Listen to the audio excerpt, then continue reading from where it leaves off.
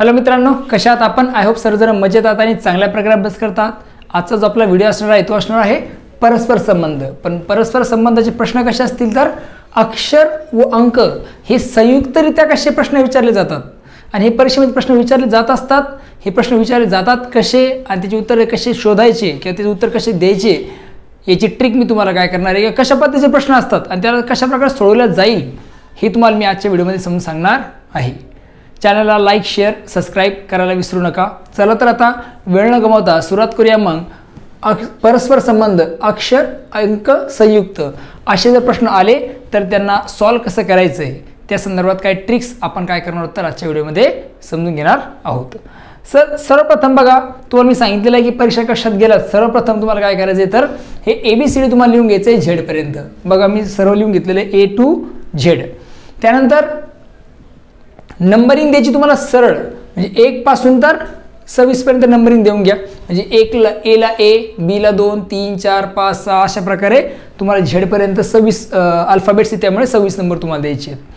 आणि त्यानंतर उलट प्रकारे पण तुम्ही ते देऊन घ्या. उलट प्रकारे म्हणजे काय, 1 2 3 4 5 अशा प्रकारे 26 आहे की नाही, अशा उलट क्रम हे तुम्हाला देऊन घ्यायचा आहे, कारण त्याची गरज आपला हे प्रश्न सॉल्व करताना पडणार आहे. त्यामुळे परीक्षा कक्षात गेल्यानंतर ज्यावेळेस तुमच्याकडे तुमच्याकडे प्रश्नपत्रिका येते आणि शेवटीची जागा असते कच्च्या कामाची येते ते लिहून तुम्ही घेणं अपेक्षित आहे.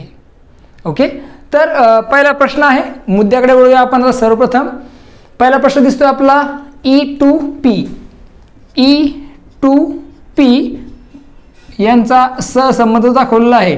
तो दाखवला कशासोबत तर H8S.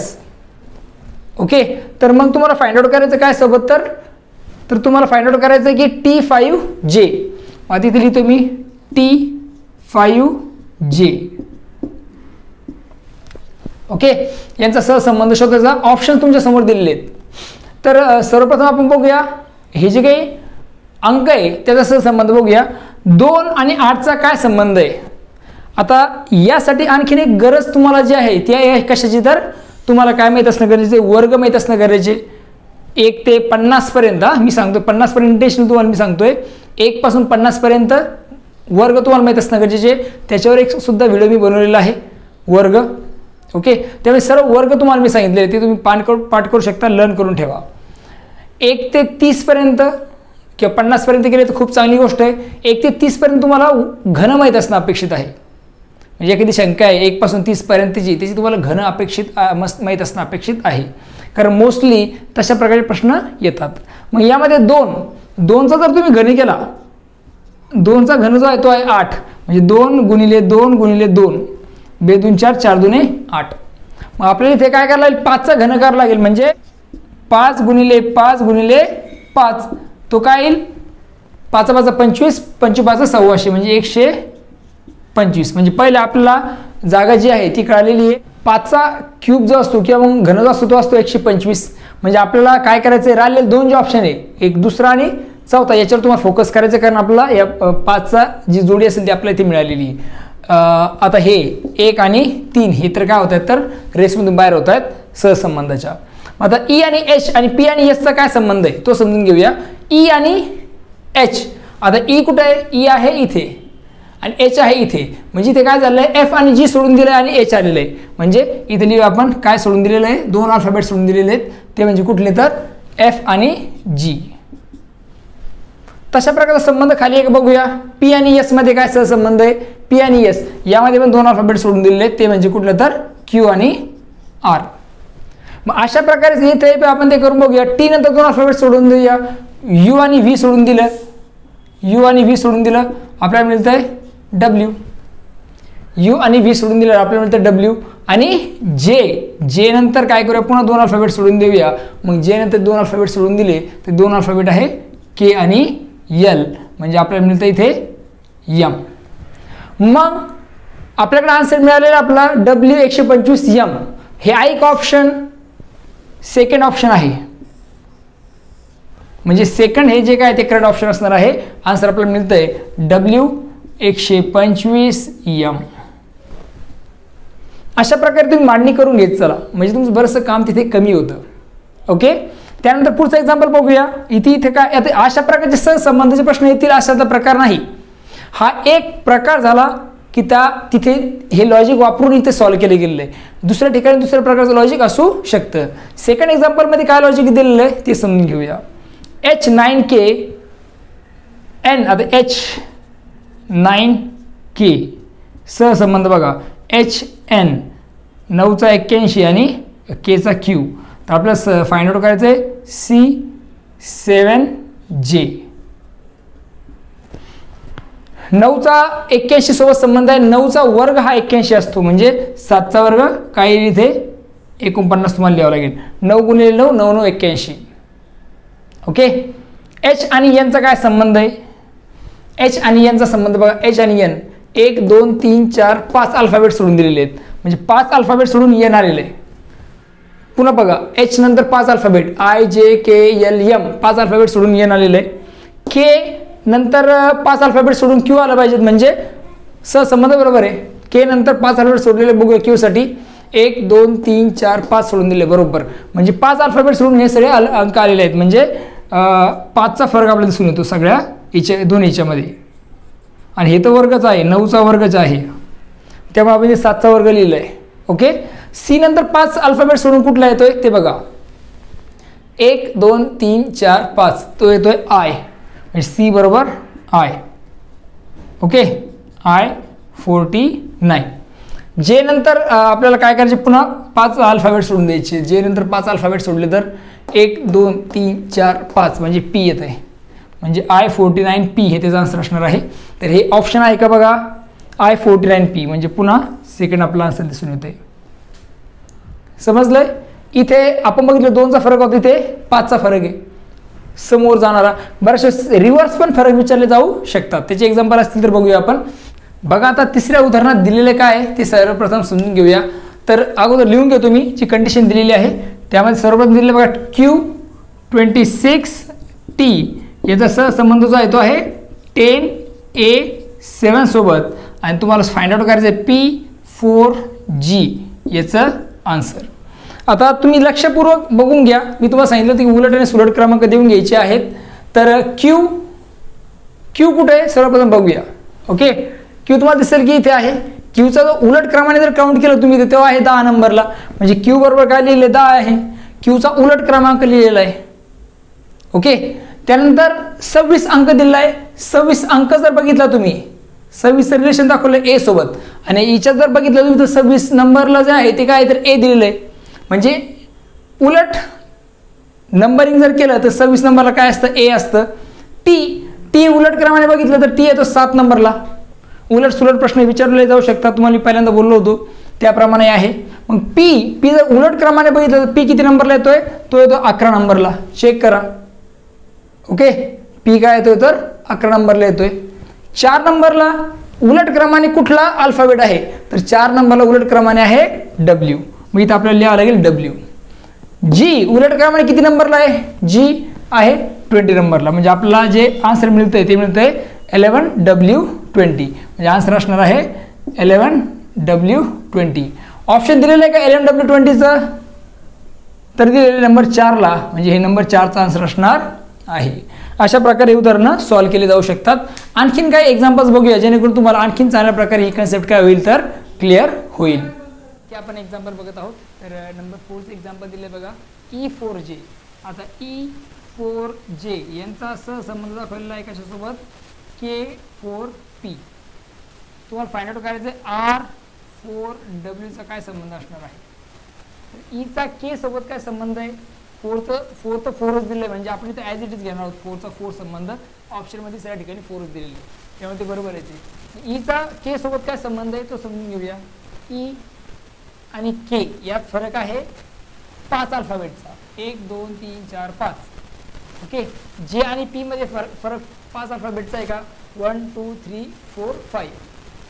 आर नंतर 5 अल्फाबेट जर बघितलं आपण 1 2 3 4 5 W येत आहे, पण Wचं ऑप्शन असलेलं हे काही एक्झाम्पल दिलेलं नाही. आन्सर एक ठिकाणी W दिलेलं नाही.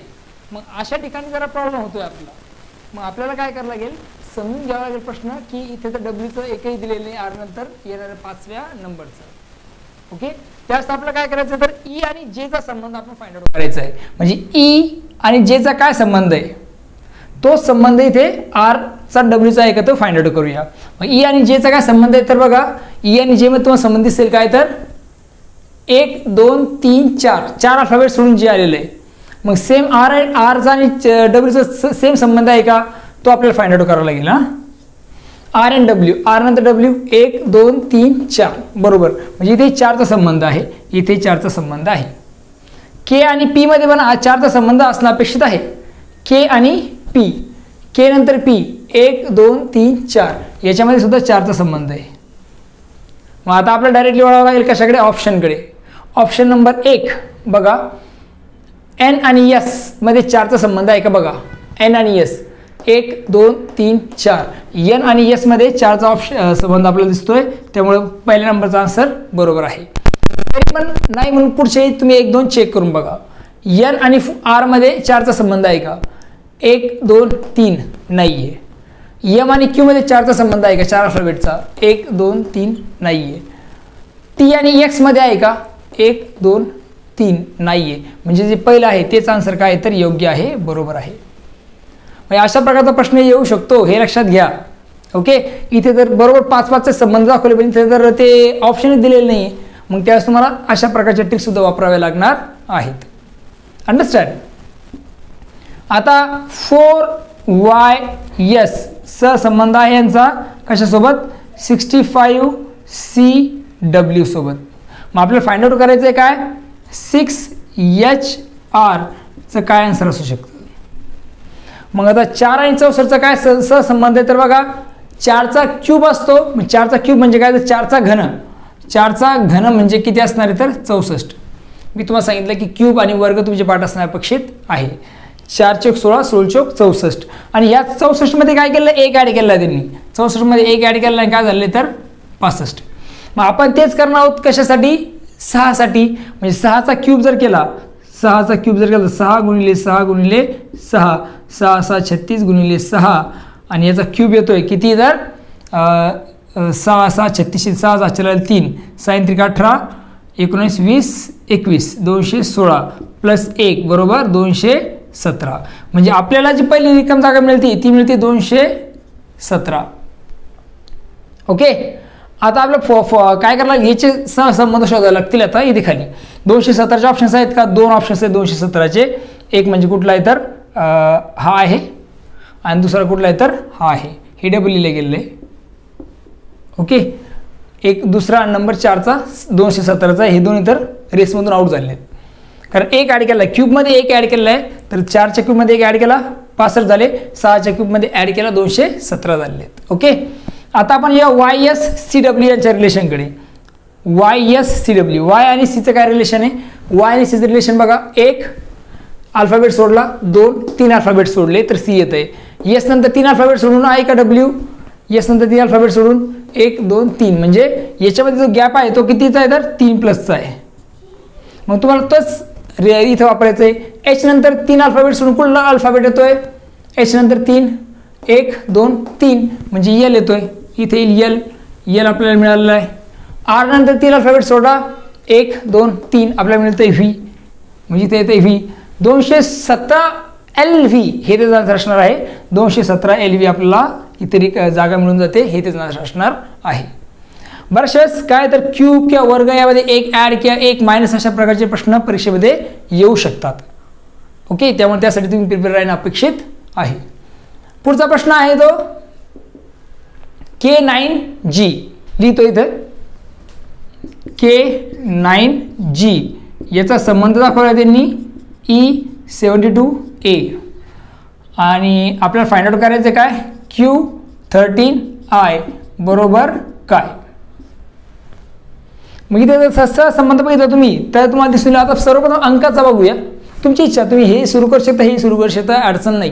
परंतु अंकाचा एक सॉल्व्ह झाला म्हणजे आपलं बरंचसं काम कमी होतं आहे, कारण आपण ऑप्शन जे आहे ते कमी जास्त करू शकतो. आता इथे तुम्हाला दिसतं 9 आणि 72. ओके, 9 8 72 ठीक आहे, पण 13 8 किती, 13 130, मॅक्स 13 130 होतं आहे. पण 130च्या वरच्या सगळ्या संख्या दिलेल्या आहेत, हे डोक्यात घ्या. 13च्या खालची संख्या दिलेलीच नाही आहे, 13 ठीक करायला. ओके, तर त्यामुळे आपला दुसरं कुठलं तरी लॉजिक इथे वापरावं लागेल. मग इथे असणार आहे काय तर 9चा वर्ग करा -9 करा, म्हणजे 9 81 -9 तो काय असणार आहे तर 72. आपला आन्सर इथे मिळते. हे लॉजिक वापरून बघूया काय होतं. 13चा वर्ग केला -13, 13चा वर्ग असतो 169 -13, -13 केलं तर आपल्याला मिळतं आन्सर काय 9तून 3 गेले 6 5 आणि याचा असणार आहे 156. ओके, 156 हे आपल्याला मिळतं, म्हणजे ती जागा येईल ती येईल 156. 156चे ऑप्शन्स किती आहेत 1 2 आहेत, म्हणजे हे दोन्ही आता रेसच्या बाहेर गेलेले आहेत. या दोन ऑप्शनकडेच आपल्याला कॉन्सन्ट्रेट करायचं आहे. गेलेत. आता आपल्याला रिलेशन बघायला के आणि सी आणि जी आणि ए मध्ये. के आणि सी मध्ये काय रिलेशन बघूया.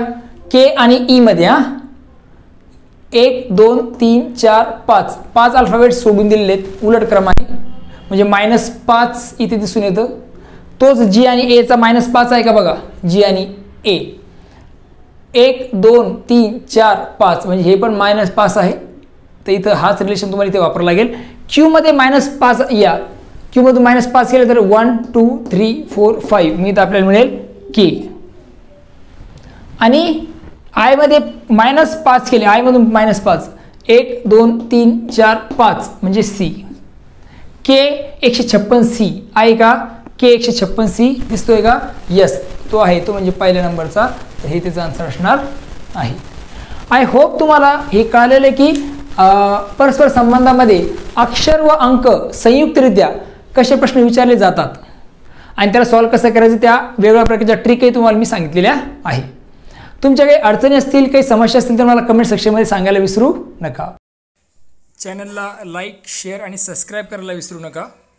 तुमच्या मित्रांसोबत त्याला अवश्य शेअर करा आणि सबस्क्राईब करा याच्यासाठी की तुम्हाला नोटिफिकेशन मिळत राहतील. चला तर आता पुन्हा भेटूया नवीन व्हिडिओमध्ये. बघत राहा सुबोध आपलं यूट्यूब चॅनल. तोपर्यंत थँक्यू अँड टेक केअर.